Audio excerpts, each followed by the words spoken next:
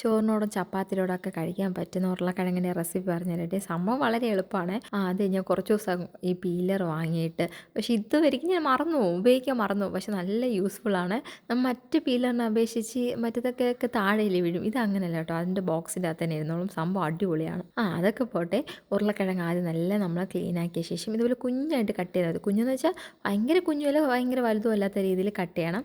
വലിയ ഉള്ളി പിന്നെ കുറച്ച് വെളുത്തുള്ളി വേണം, കാരണം ഉരുളക്കിഴങ്ങിന് വെളുത്തുള്ളി ഇടുന്നത് നല്ലതായിരിക്കും. പിന്നെ നമ്മൾ സാധാ കടുക് വറുക്കത്തില്ല, അതുപോലെ കടുക് വറുത്ത ശേഷം വലിയ ഉള്ളിയും വെളുത്തുള്ളിയും ഉരുളക്കിഴങ്ങും അല്പം ഉപ്പ് ഇട്ട് അടച്ചു വെച്ചാൽ മതി. ഒരു 10 അല്ലെങ്കിൽ 15 മിനിറ്റ് വെച്ചാൽ മതിയായിരിക്കും. അപ്പോഴത്തേക്കും ആവി കയറി ഇത് നല്ല വെന്തോളും. ആ സമയമാകുമ്പം മുളക് പൊടിയും മഞ്ഞൾപ്പൊടിയും പെരിഞ്ചീരകപ്പൊടിയും പിന്നെ അല്പം ഉപ്പ് കുറവായിരിക്കും മിക്കവാറും, ആ ഉപ്പും കുറച്ചുകൂടി ഇട്ട ശേഷം ഒരു 5 അല്ലെങ്കിൽ 10 മിനിറ്റ് അടച്ചു വെച്ചാൽ മതി. നമ്മുടെ ഉരുളക്കിഴങ്ങൂടെ റെഡി ആയിക്കോളും.